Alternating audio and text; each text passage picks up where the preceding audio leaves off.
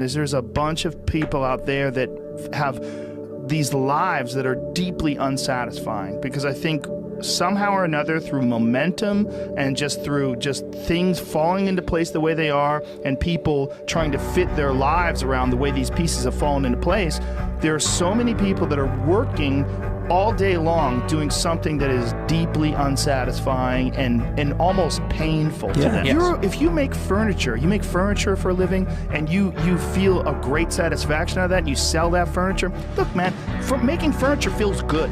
If you can do that, you could cut those corners perfectly and sand everything down nice and stain it, and then it's done, and you get the satisfaction, and you sell it to someone, and that pays your bills.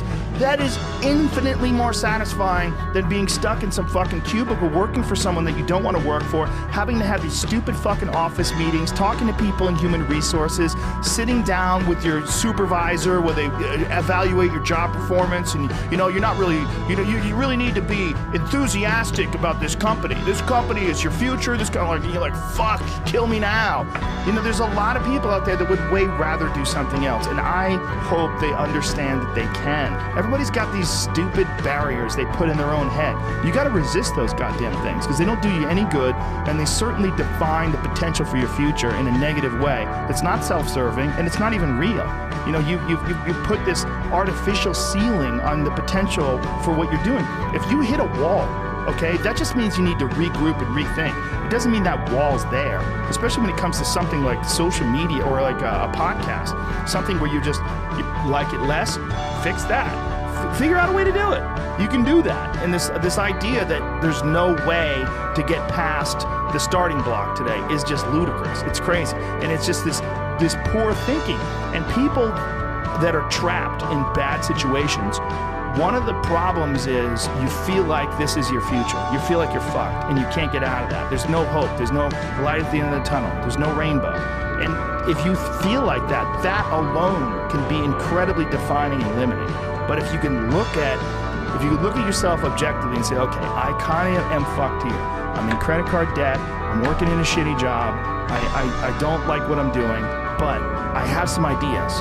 I need to feed those fucking ideas. I need to feed them and water them, and I need to set aside a certain amount of time every day to just try to make those things happen. You can do that. Wondering why other people's success, or wondering why other people are successful, is the refuge of losers. Wondering why other people are successful. Like, who gives a fuck? You can say you think it sucks, but to spend time wondering why someone is successful and hating on someone that's successful, it doesn't do any good. It's like, what is that old expression that jealousy it's a poison that does the opposite of its intended? Is that your mind, you have a certain amount of bandwidth. This is why I don't read Instagram comments or Twitter comments or YouTube comments. Like, I don't have any time. If I read them, it's an accident. But to seek them out, like, you have bandwidth. I don't spend time wondering why I hate things or hating on someone or being jealous. You have, let's call it units. You have 100 units of bandwidth in your mind.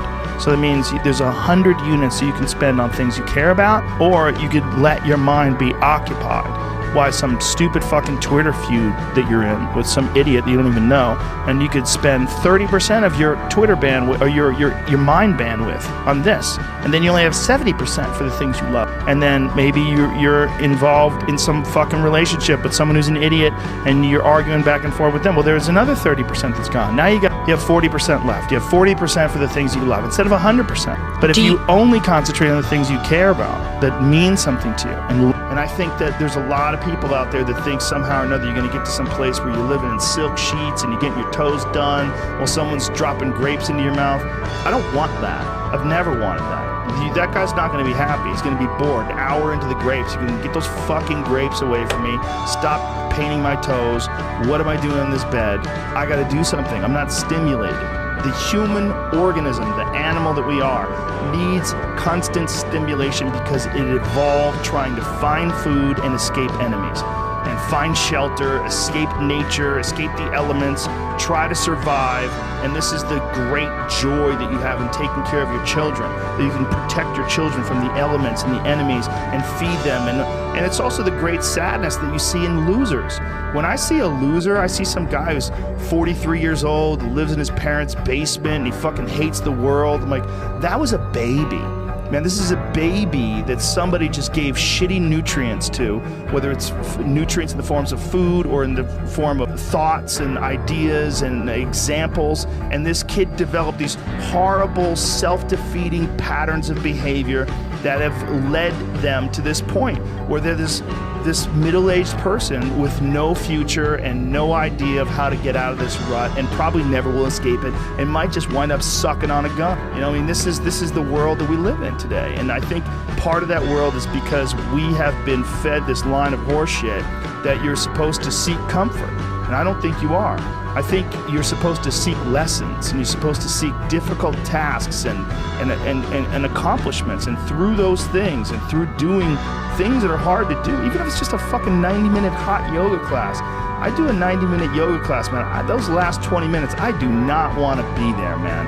And I definitely don't want to give 100%. And I can cheat. I can kind of half-ass it. But if I don't, and I get through it, when that time is up and the lady says namaste and everybody gets up, I'm like, fuck, man, I made it. You know, I lost 15 pounds. My fucking yoga mat is drenched to the point where I can literally wring it out and fill a jug up with water. Through that struggle, I will now have a better day, and I better fucking do it again tomorrow or do something else. Because if I just think, well, tomorrow I'm just going to coast and eat Twinkies and watch TV. Oh, hello, sadness, my old friend. Hello, depression. Because when you're not doing anything, you feel like shit.